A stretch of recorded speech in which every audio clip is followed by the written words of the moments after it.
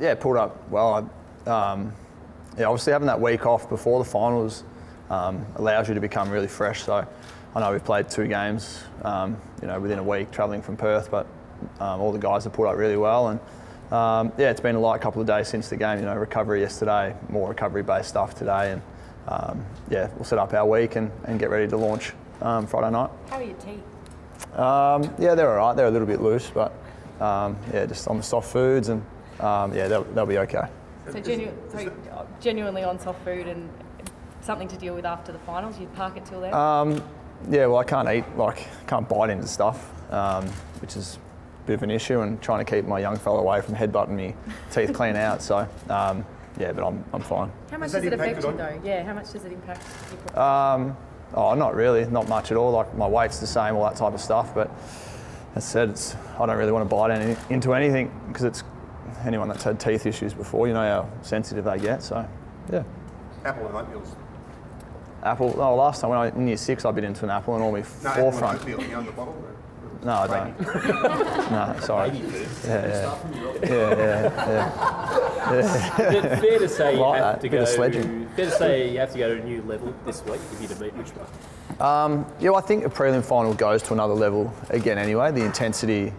Every finals game, the deeper you get, the more intense they become. And I think in the first 2 finals we've handled them both fairly well. And on Saturday night against the Giants, I thought we started really well, really strongly, and there should have been a further gap in the game at quarter time. So we'll plan, prepare for the Richmond side that's been the best side all year, and try and find a way that we can expose them. So one of the big talking points I reckon this week will be a side having a week off versus you guys not.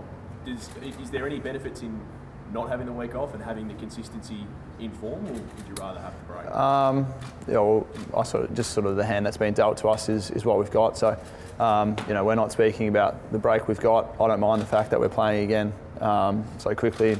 I like playing footy. I don't like having 2 games in a month. So, I think I like it. We'll be ready to go. Both times you've played them, you pushed them for 3 quarters and then sort of fallen short. But you did have injuries in those games. Do you think those results might have been different if you'd kept your full side out on the park? And do you think that could help you again, I guess, this week? I think both sides play, an attacking brand of football. We both defend really well, and I think our brands sort of mesh for good games of footy. So, we'll take away what works against them from previous encounters. No doubt they'll throw some stuff at us that challenge us as well, and I think it's going to be a cracking encounter on Friday night. How much confidence do you take out of those 2 games? The fact that you press them a lot more than other teams have at the MCG. We both, I think Richmond, Collingwood, we play the most games at the MCG, so the ground holds no fears for us. They clearly, I think, have won 20 something in a row there, so it holds no fears for them. So it's to be honest, I just can't wait to get out there, enjoy this week, and then get out there Friday night. And I think it's going to be a cracking game. It's been floated today that Darcy Moore could be the man to face Jack Riewoldt. Would you back him to do the job? I think I said it last week with Darcy. If he puts his hands up and declares himself fit to go, well then, good luck to our coaches with that selection headache. But that's finals football. There's tough calls to be made, and it'd be great to have a guy like Darcy, if he's right to go, come back in. It'd be a risk though, wouldn't it, given I suppose that's our medical team, the coaches. They made a big call for the first final with guys like Goldie, Treloar coming back in. So that's over to them, and as players, we don't worry or buy into that sort of stuff. If Darcy's next to me Friday night, great. If they deem him not quite ready, I'll be confident whichever 22 go out there. So many players say a prelim's the hardest game to win. Why is that the case?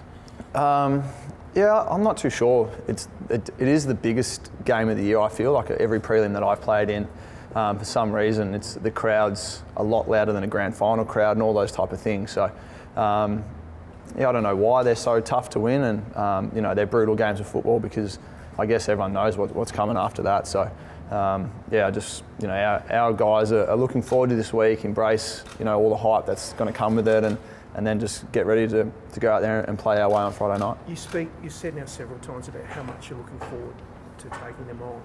they'll start as warm favourites. They've beaten you twice this year, but I imagine, especially after the last 2 weeks, your confidence is very strong that you can take them down. Yeah, well, I think we've just, even on the weekend and against West Coast, we're still learning about what our best football looks like, and I've heard Buck say that before as well. And but I feel like we are playing, close to our best football as well at the right time of year, and we've learned some really good lessons in the last couple of games when things are going well, what we're doing, which keeps it going that way, and ways to swing momentum back in our favour pretty quickly. So, yeah, the guys are learning, and I think we're in a really good space for Friday night. Seems to be a perception out there though that Richmond has to be a bit off for you to win. What do you make of that?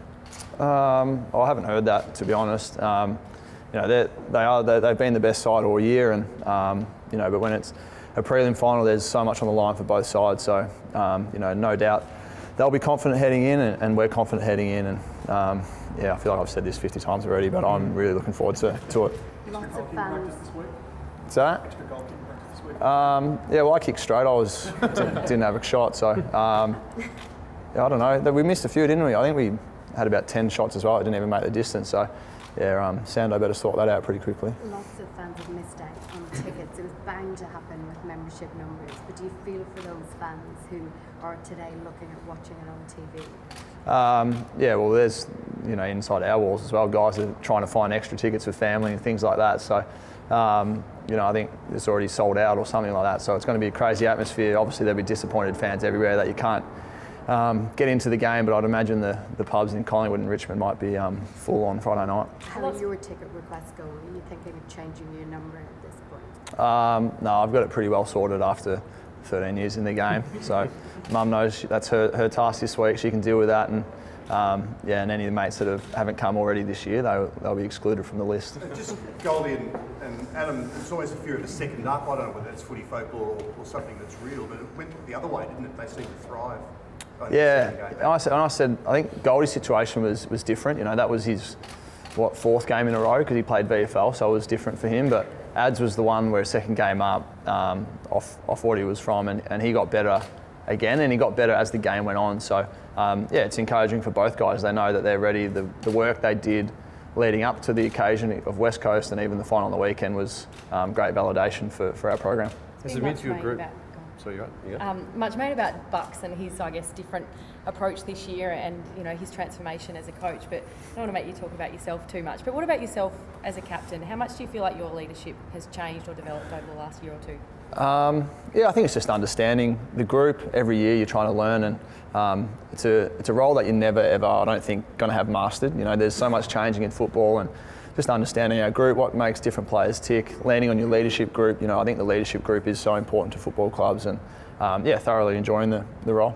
As a midfield group, it seemed like last time you managed Dusty pretty well through the middle, but then he got forward and kicked a few. Do you have different plans this time to, manage him, or do you think you've got the plans that you put in place last time didn't quite execute for the full 4 quarters? We've got a slightly different look now. Obviously, Levi last time went to him, but with Levi playing back, there'll probably be different plans this time, and I don't ever think you get hold of Dusty. It's I think last time he missed a few shots in front of goal and things like that. So it'd be great if we can try and nullify him, but he's he's one of the best players in the game. So let the coaches come up with the plan that we'll run with this week, and try and apply it as best we can. But there's some there's Dusty, there's so many good players in Richmond, and they're so even, so you can't really try and just take him completely out. You've got to look after everyone.